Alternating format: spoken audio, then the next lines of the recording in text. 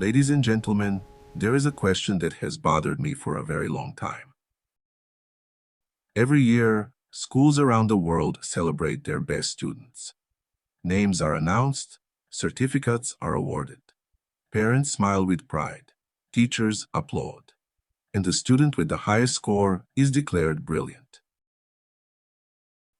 But I cannot help asking, what exactly are we celebrating? Are we celebrating brilliance? Or are we celebrating something else entirely? Now, let me be clear. This is not an argument against education. It is not an argument against examinations. Nor is it an argument against hard work. Anyone who spends countless hours studying deserves admiration. Effort deserves recognition. Discipline deserves respect. But effort and brilliance are not the same thing.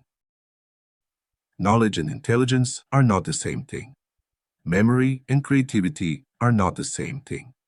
And somewhere along the way, we began treating them as though they were.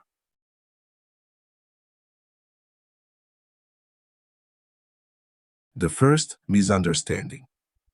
Imagine I hand the same book to two people. The first person memorizes every page, every definition, every sentence. Months later, they can still repeat the entire book, almost word for word. The second person reads that same book, but notices a flaw. They challenge one of its ideas. They test a different approach. Years later, they publish a better book.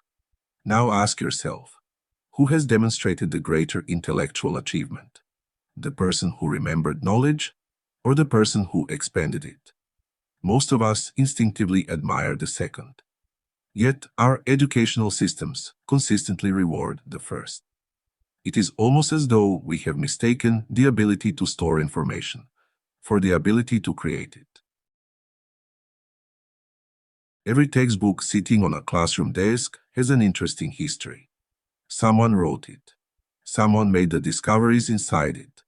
Someone challenged an old belief. Someone refused to accept the answers everyone else was satisfied with. The scientists who discovered gravity, the physicians who transformed medicine, the mathematicians who invented new formulas, none of them memorized answers that already existed. Those answers did not exist. They had to be discovered. Every great idea began with uncertainty, with doubt, with curiosity. Someone, somewhere, asked a question nobody else was asking. That is a very different kind of brilliance.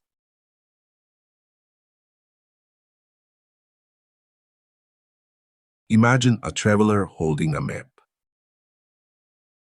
They know every road, every river, every mountain. They can navigate the entire country with remarkable confidence. But that map did not appear by magic.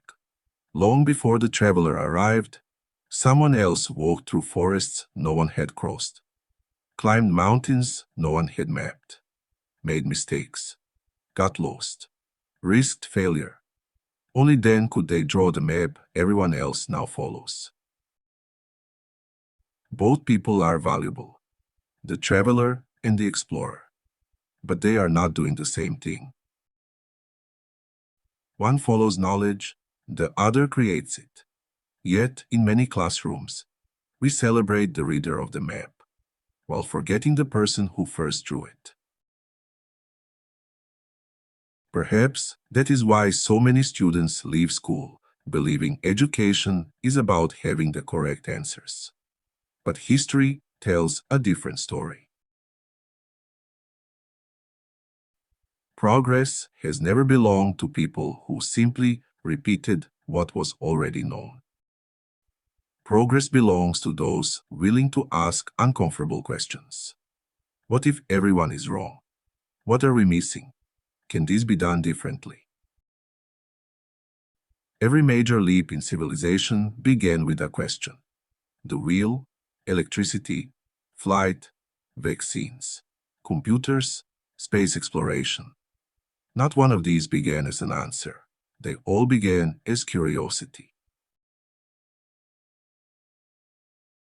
For centuries, memorization was one of the most valuable skills a person could possess. Today, artificial intelligence can retrieve information in seconds. Entire libraries now fit inside a pocket. Facts have become abundant. Information has become inexpensive. This doesn't make knowledge unimportant. Quite the opposite. Knowledge remains the foundation. But a foundation is not the building. The future will reward something different. Not simply those who remember information, but those who understand it, question it, connect it, improve it, and build something entirely new. Perhaps it is time we changed how we define brilliance. A student who memorizes 1,000 pages deserves praise. A student who truly understands those 1,000 pages deserves even greater praise. But the student who reads those 1,000 pages discovers an idea no one else has seen and leaves humanity knowing something it did not know before. He has done something extraordinary. That student has not merely inherited knowledge. That student has expanded it. They have added another brick to the ever-growing structure of human understanding. And every generation depends on people like that.